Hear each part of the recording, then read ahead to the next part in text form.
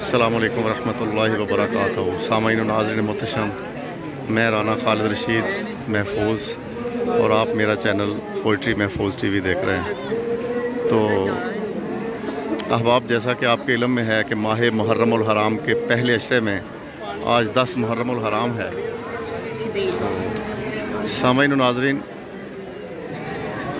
ماہ محرم الحرام میں بہت سارے واقعات رونما ہوئے ہیں۔ اگر آپ تاریخ کے اوراق کو گنگالیں تو بہت سارے واقعات ماہ محرم الحرام کے ساتھ منسوب ہیں، لیکن واقعہ کربلا کے بعد محرم الحرام صرف اور صرف فرزند رسول امام حسین علیہ السلام کے ساتھ منسوب ہو گیا ہے۔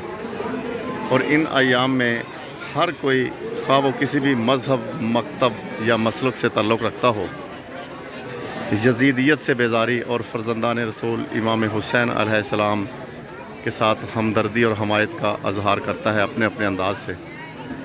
تو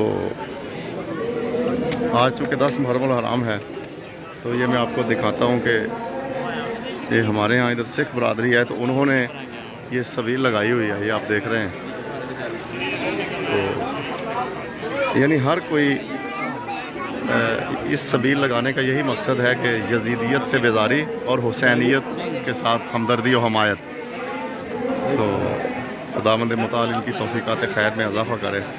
تو حالانکہ یہ غیر مسلم ہیں، ان کا مذہب سکھ مذہب سے تعلق ہے، لیکن پھر بھی فرزند رسول کے ساتھ عقیدت اور یزیدیت سے بیزاری کا اظہار یہ کر رہے ہیں، اور یہ سبیل لگائی ہوئی ہے انہوں نے۔